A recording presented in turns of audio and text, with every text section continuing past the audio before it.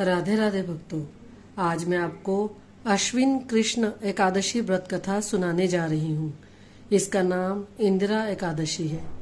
धर्मराज युधिष्ठिर कहने लगे कि भगवान अश्विन कृष्ण पक्ष की एकादशी का क्या नाम है, उसकी विधि और फल क्या है, सो कृपा करके कहिए।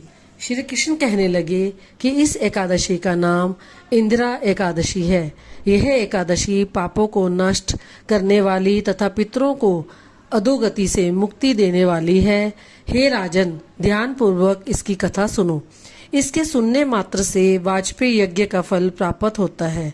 प्राचीन काल में सत्य युग के समय में महिष्मती नामक की एक नगरी में इंद्रसेन नाम का एक प्रतापी राजा धर्म पूर्वक अपनी प्रजा का पालन करते हुए शासन करता था।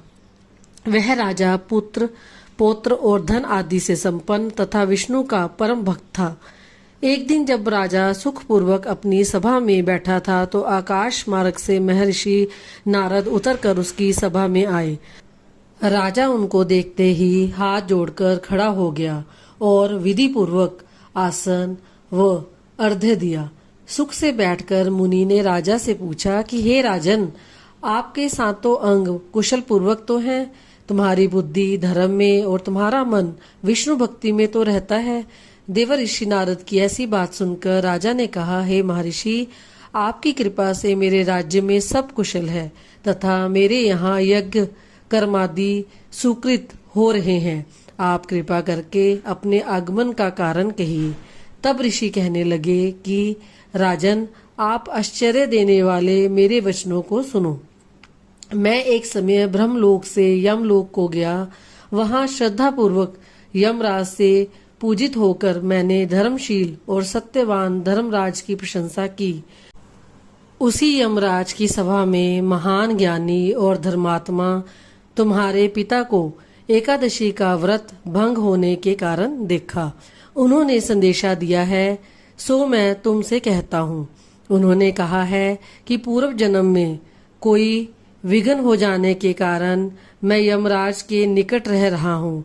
सो हे पुत्र, यदि तुम अश्विन कृष्ण इंदिरा एकादशी का व्रत मेरे निमित्त करो तो मुझे को स्वर्ग की प्राप्ति हो सकती है। तब राजा कहने लगा कि हे महर्षि, आप इस व्रत की विधि मुझसे कहिए।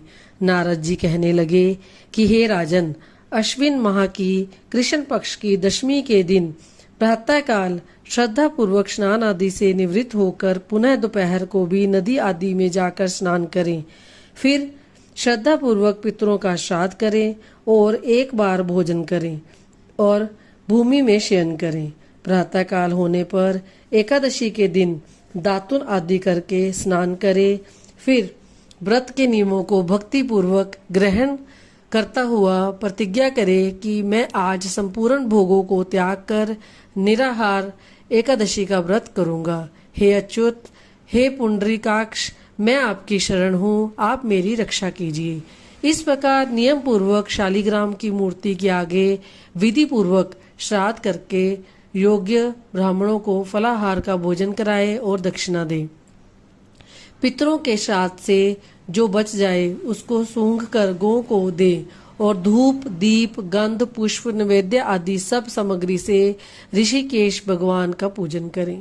रात में भगवान के निकट जागरण करें। इसके पश्चात द्वादशी के दिन प्रातः काल होने पर भगवान का पूजन करके ब्राह्मणों को भोजन कराएं।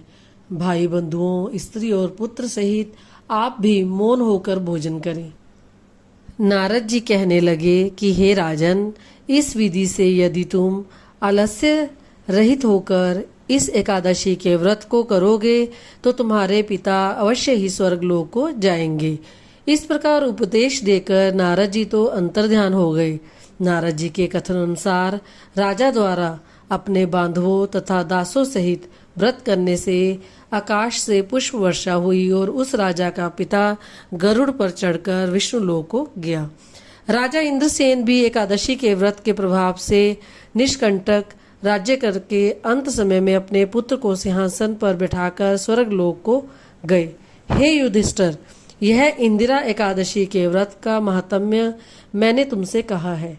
इसके पढ़ने या सुनने से मनुष्य सब पापों से छूट जाते हैं और सब प्रकार के भोगों को भोग कर वैकुंठ को प्राप्त होते हैं। इस प्रकार यह एकादशी की कथा समाप्त हुई। बोलो विष्णु भगवान की जय।